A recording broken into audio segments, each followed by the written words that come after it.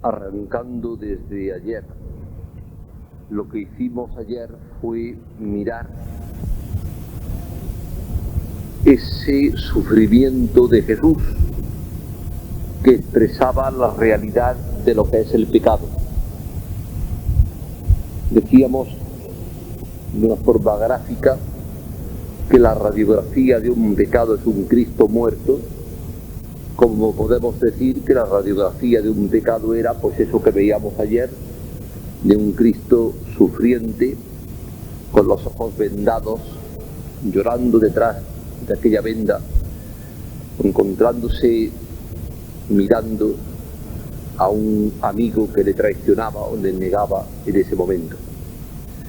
Esa es la tragedia del pecado, visto así en forma general, pero a sabiendas de que la tragedia del pecado no queda en tragedia, porque siempre experimentamos la misericordia gratuita de Dios, porque donde está el pecado está la gracia para poderlo vencer, para poderlo dominar, y donde está Dios está la salvación. Es decir, para que la palabra sea tomada en la plenitud de esa palabra latina, no solamente es la salvación eterna, sino es la salud del alma, el tener salud, el tener vida, que es lo que expresa el sentido de Dios venciendo en nosotros al pecado. Desde luego, sin perder de vista que el pecado es un impedimento fortísimo a la gracia de Dios, del que nosotros por nuestra propia cuenta no podríamos liberarnos. Decíamos como el accidentado en un camino, en una carretera, que él a sí mismo no puede ayudarse, necesita que alguien venga a ayudarle, porque a lo mejor él está incluso inconsciente, y entonces no nos valen nuestros esfuerzos, no nos valen nuestras buenas voluntades posteriores, porque sencillamente el pecado no se vence más que desde la gracia y la fuerza y la ayuda de Dios. Entonces, partiendo de esa realidad, lo necesario, lo esencial, es partir y arrancar desde ese axioma que es que Dios es bueno y por tanto que aunque en nosotros haya pecado, aunque en nosotros haya negatividad, Dios es bueno, siempre es bueno y sigue siendo bueno. Incluso yo digo muchas veces, cuando la gente dice, y esto es muy fácil oírlo, le doy gracias a Dios porque me ama a pesar de mis pecados. Digo, eso no es verdad. Dios no nos ama a pesar de mis pecados. Dios me ama con mis pecados.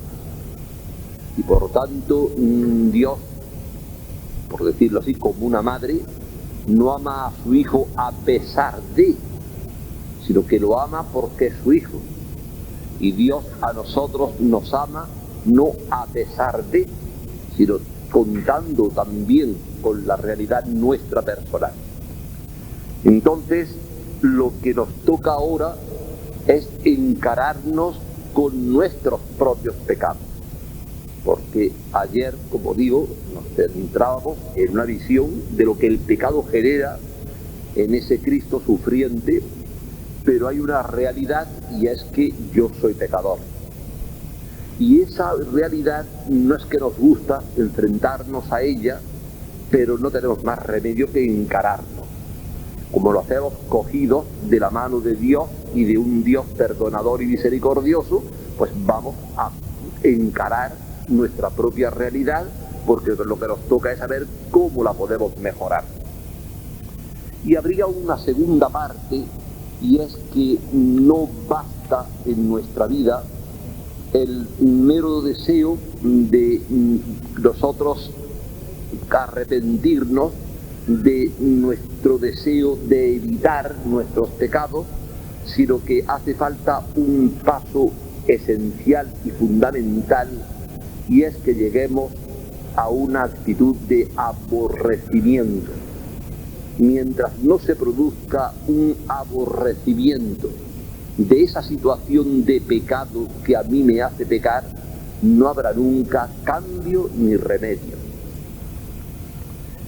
Entonces, partiendo ya de esa realidad de mis propios pecados, lo que hace falta de principio es sentir en nosotros el dolor de contrición. Soy pecador y eso causa en mí el amor o la reacción de amor hacia Dios, porque me ama y porque lo que me duele es que mi pecado va contra el amor de Dios. Entonces mi pecado no es que me produce ni temor, ni me produce angustia, ni me produce situaciones de otro tipo, sino me produce una verdadera actitud de amor. Dios me perdona. Esa situación nos hace palpar más la misericordia de Dios, porque el amor de Dios, diríamos para nosotros, por decirlo de alguna manera, es casi una sorpresa, porque en lo humano, cuando alguien me hace algo, se me queda una especie como de resquemor, mientras que la sorpresa que yo experimento es que cuando llega la vigilia pascual se canta feliz culpa, y entonces hasta yo mismo canto el feliz pecado mío, no por el pecado, sino porque me ha merecido tal Salvador. Y cuando yo me encuentro con que en la realidad mía no puedo hundirme porque yo soy pecador, sino que eso mismo me sirve como de escalón para acercarme más a Dios, entonces es cuando estoy comprendiendo lo que es la manera de enfocar el pecado mío. Decía un padre dando los ejercicios que es como una cortina a la que se le han hecho agujeros, y aunque es verdad que la cortina se estropea con los agujeros, también por los agujeros entra el sol, es decir, entra la misericordia de Dios. Lo que se tiene que advertir siempre al ejercitante es que al hacer este rato de oración no se meta en una situación de examen de conciencia y mucho menos de angustia, porque hace como más vivo, como más presente su propia realidad. El que hagamos una visión general, porque tenemos que aceptar, tenemos que pararnos en ese estado de pecadores, pero nunca lo hacemos desde la situación angustiosa que puede generar el decir es que aquello que yo hice. No, ahora ya no es lo que hice, es mi realidad presente que yo quiero enderezarla para ponerla delante de Dios. Quiero ver mis pecados reales, pero quiero verlos de la mano del Cristo de la redención. Por tanto, aquello que decía uno de que no quisiera ser tan perfecto que no me vea pecador, porque tengo que verme y aceptarme con mis imperfecciones y mis defectos y mis pecados, porque así Dios está más cerca. San Ignacio, cuando presenta esta meditación, lo hace por diferentes puntos y dice en un primer punto que hagamos una visión general de nuestra vida, por dónde hemos pasado, con quienes hemos tratado, las personas que han estado bajo nuestra influencia o en nuestro círculo, los tiempos, por ejemplo, tales años, tales situaciones, tales trabajos, de tal manera que eso nos sirva como para hacer un barrido rápido de nuestra vida y darnos cuenta de que hemos sido pecadores y que esto no es una palabra que se dice. Miren, yo lo que más le temo siempre en el confesionario es a la persona que dice me arrepiento de todos los pecados de toda mi vida, porque eso es no decir nada. Eso es rezar el yo pecador, y ya con eso no basta para acercarse al confesionario. Y la verdad es que hay gente graciosa que dice me confieso de los pecados pasados, presentes y futuros, de los futuros que ya llegarán, ¿no? Entonces nos quedamos con los presentes sobre todo, y del pasado pues de eso tenemos que aprender. Los tenemos, por supuesto que los tenemos, y a veces lo importante es descubrir que aquello pasado no es lo que hice, sino lo que dejó en mí, porque muchas veces dejó una desviación o un desorden en la forma de vivir mi vida. Entonces el pecado tenemos que situarlo en una realidad que hoy puede estar siendo un impedimento para mi crecimiento, algo que me hace difícil advertir que Dios pasa por mi vida. Es lo bonito de considerar que desde que me levanto hasta que me acuesto, Dios está actuando en mi vida. Y muchas veces es que le estamos cerrando el paso, digamos, como el que está oyendo la radio y apaga la radio y deja de oírlo. ¿Y por qué por qué me ocurre eso? Porque soy egoísta. Porque yo me encierro dentro de mí mismo, y cuando yo me encierro dentro de mí mismo, le cierro el paso a Dios. Porque lo más contrario al amor es el egoísmo. No digamos cuando ya en el egoísmo lo que se hace es que yo cada vez que voy a examinar una situación mía, lo que digo es que esto fue por aquello, y al final resulta que es como si no hubiera ocurrido. Diciendo que, claro, se va la justificación. Si yo justifico las situaciones, naturalmente no me arrepentiré de ninguna. Y dice San Ignacio que observemos lo feo y lo malo que es todo eso. Feo porque el pecado siempre es una situación deficiente. Es una carencia, es una impotencia, es un descuido, es algo que procuramos ocultar. Y precisamente porque lo queremos ocultar, lo queremos justificar.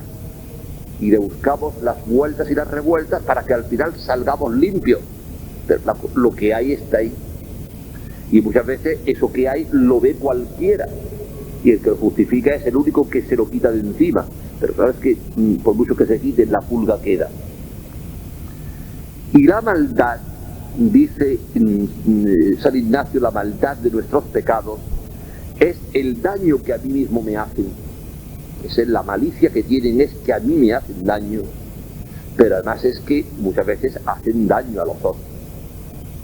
Cuando uno dice, bueno, ¿y yo qué daño le hago a otro por tal cosa? Pues siempre le hago daño cuando yo actúo mal, aunque no me vea.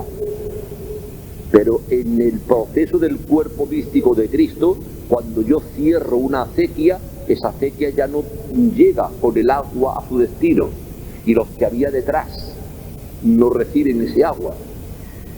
Pues claro, ¿qué malo tiene que yo haga? Mucho, porque cuando yo cierro, cuando yo actúo egoísta o lo que sea, cuando yo peco, yo cierro un paso, y hay quienes estaban detrás y ya no reciben aquello, digamos, no reciben el caudal de gracia de Dios que tendría que pasar a través de una vida normal donde yo soy uno más en el conjunto del cuerpo místico. Y eso es malo, eso tiene malicia. Y esa malicia, esa maldad, a mí me hace daño y a los demás también. Ignacio quiere que nos paremos, que consideremos que esa realidad mía no puede quedar así, porque lo feo que tiene, como que extiende una capa de fealdad, y lo malo que tiene está haciendo daño. Y dice San Ignacio después, pero es que resulta que todo esto lo hago yo, que soy muy poca cosa. Yo, que es que soy un punto en el universo y un punto muy pequeño. Esa pequeñez, que podríamos decir que es lo que yo considero muchas veces cuando veo a otra persona y digo qué poca cosa es esa criatura. Y muchas veces uno hasta le molesta que la otra persona, que es tan poca cosa, a mí me hiere, a mí me ha fastidiado. Y dice uno, pero si no merece ni la pena, pero a mí me hiere. Y esa pequeñez mía es la que hiere naturalmente el proceso de la gracia de Dios en mí. Y lo hiere porque muchas veces detrás de aquello que yo hago hay una serie de sutiles defectos, sutiles pero importantes, como pueden ser una agresividad contenida, puede ser una bajeza de miras, puede ser una miopía por la que no soy capaz de ver las cosas que todo el mundo ve, puede ser la pequeñez de mi envidia, de los celos humanos, de ese siempre considerar como que tenemos, diríamos, rivales en la vida. Todo eso constituye naturalmente pues una negatividad, y yo soy tan pequeño que realmente es que todo eso lo ve uno en otro y dice, pero qué bajeza. Bueno, pues esa bajeza es mi bajeza cuando soy yo el que lo tengo. Y esta bajeza es la que es capaz de muchas veces ponerse de tal manera que dice que esto yo lo hago así y me quedo así, y digamos, Dios se tiene que aguantar, digámoslo así, para entender. Es como un vencer a Dios desde la seguridad mía de que yo hago las cosas a mi manera y no estoy dispuesto a cambiar. Con lo cual estoy negando la voluntad de Dios, estoy negando la bondad de Dios, estoy negando la sabiduría de Dios. Ignacio nos quiere hacer caer en la cuenta de que esto tiene importancia, porque yo soy bastante poca cosa y Dios demasiado grande para que yo le pretenda, digamos, como enmendar la plana. Todo esto dicho así parece teoría, pero si ahora se detiene uno en realidades personales, es muy práctico, porque entonces acabo no diciéndome, pero ¿quién soy yo? ¿Y por qué me empeño en esto? ¿Y por qué me fijo en esto? ¿Y por qué hago caso de esto? Porque es que esto es tan pequeño que me empequeñece y me deja ridículo.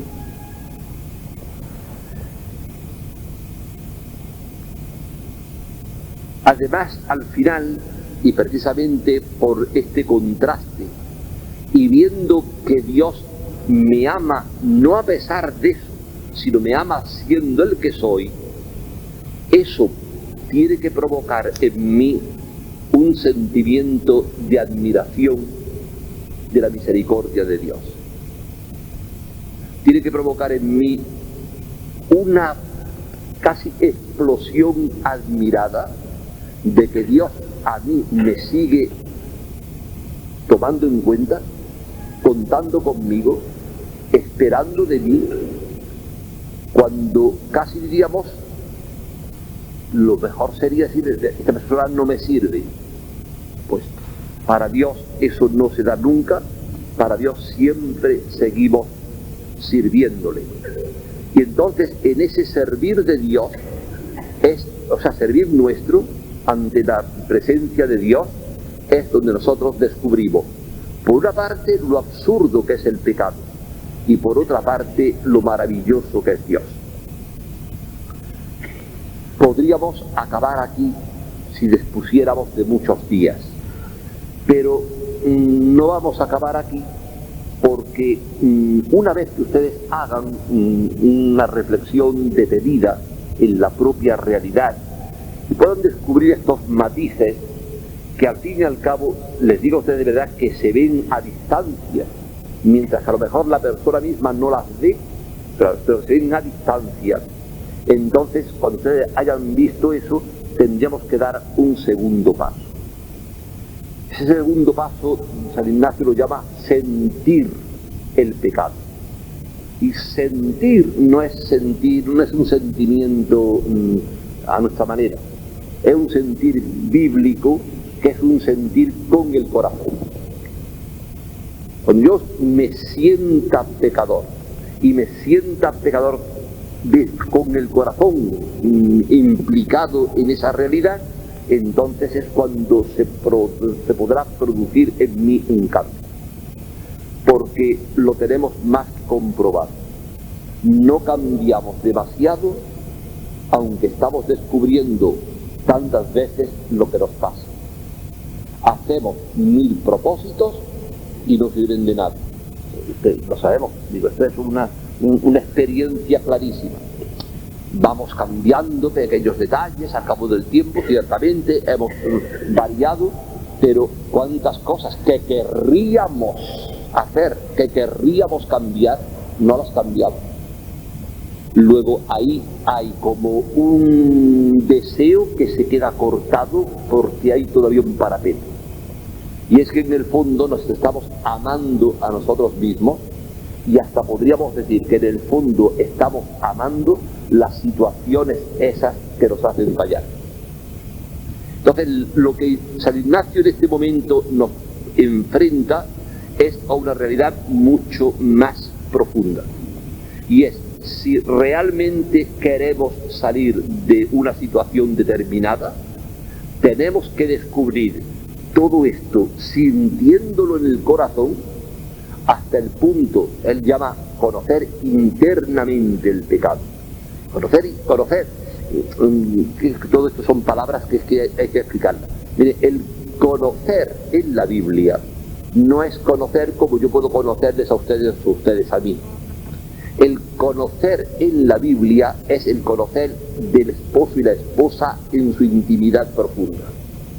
Por eso, cuando se lee el misterio de la encarnación, María dice: no conozco varón. Bueno, yo es que no conocía varón, claro que conocía, y además tenía a su esposo José, pero no habían vivido maritalmente. Por tanto, el conocer bíblico no es un conocer de cabeza, es un conocer en intimidad profunda, de tal manera que cuando yo conozco mi pecado, quiere decir que estoy sintiendo el amargor, sintiendo algo tan repugnante que es esa situación mía. Y digo, que no tiene que hablarse de pecado mortal, porque a veces tan repugnante puede ser el pecado mortal como puede ser repugnante un vicio de una persona que no se lo quita. Entonces llega Ignacio a decirnos que pidamos el conocimiento interno, que nos metamos, digamos, en ese amargor profundo que provoca en nuestra alma esa distancia que establece nuestro fallo respecto del amor que debemos a Dios, que lleguemos a aborrecerlo. Y esta es la palabra clave. Ya no es que me arrepiento, es que aborrezco. Es muy fácil. ¿Cuándo aborrezco yo una comida?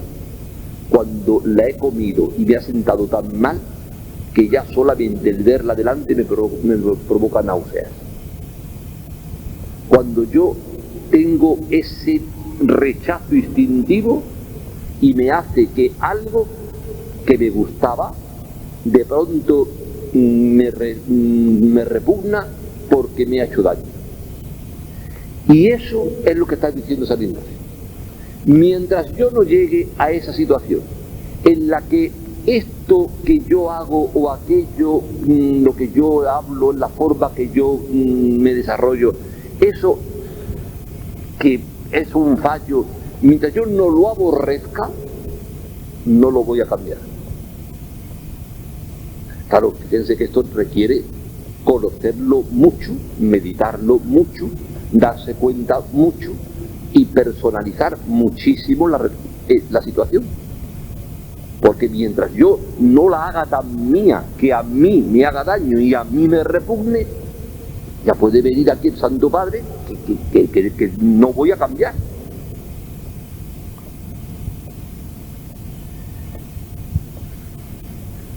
Se ve entonces a Ignacio en un segundo plano que va a ser más comprendido por nosotros, y es que ¿por qué se produce en mí esa situación que estamos llamando de pecado? ¿Por qué se produce esa situación en la que al fin y al cabo estoy fallando, pero no me duele? Y sencillamente no hay un dolor de los pecados. ¿Por qué? Y dice Ignacio, porque hay un paso anterior en la vida que es muy sutil y que es el que o no descubrimos o lo estamos chupando como un caramelo porque nos gusta. Y eso le llama Ignacio el desorden. ¿Y qué es el desorden? El desorden es el que, teniendo un camino derecho, estoy tomando un vericueto, un zigzag para llegar al fondo.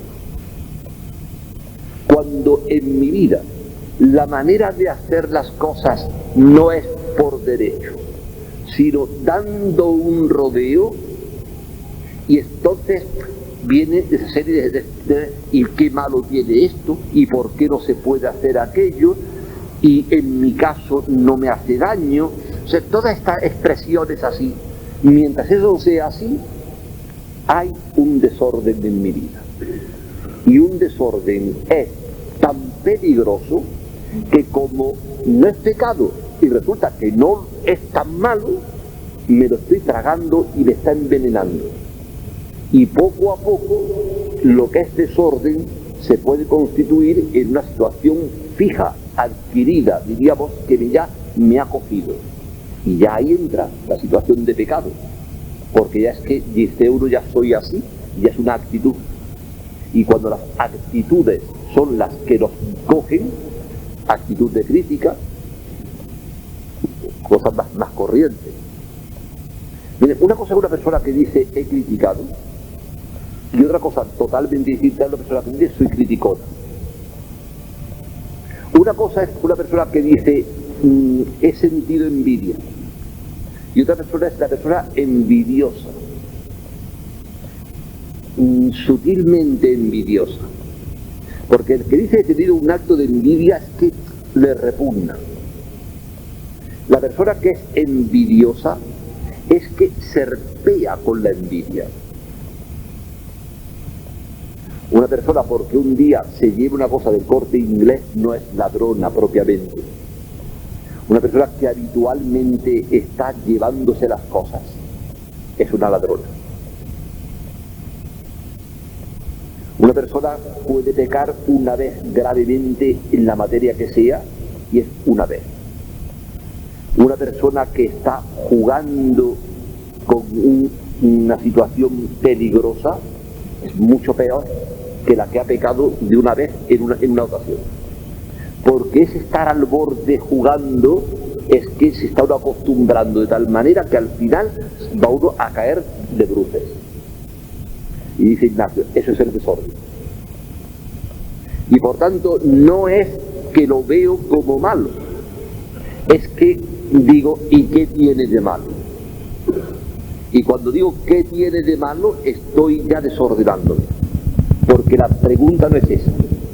La pregunta es ¿cómo voy derechamente a hacer la voluntad de Dios? ¿Cómo voy derechamente a buscar lo que Dios quiere? ¿Cómo rechazo claramente una situación que me está perjudicando?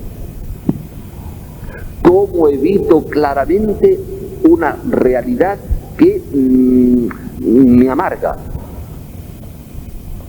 Eso que es tan claro y que después, como es el desorden, que es muy sutil, resulta tan difícil, pero que al final resulta que es donde más caemos.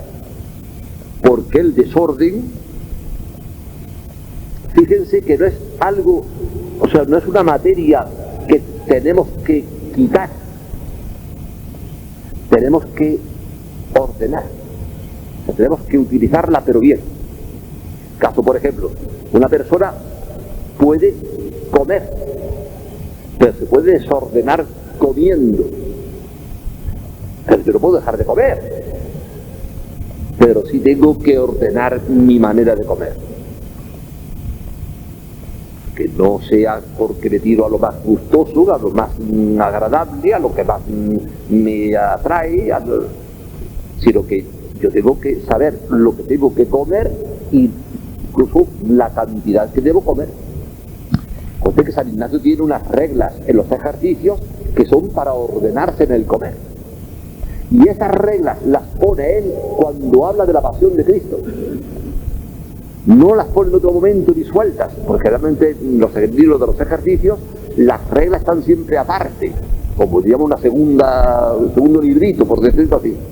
Pero las reglas para ordenarse en el comer las mete dentro de la pasión, porque considera que para ordenarnos tenemos que estar mirando a Cristo sufriendo, para que nosotros tengamos ese orden, ese dominio, porque Cristo sufre y yo no puedo darme la gran vida.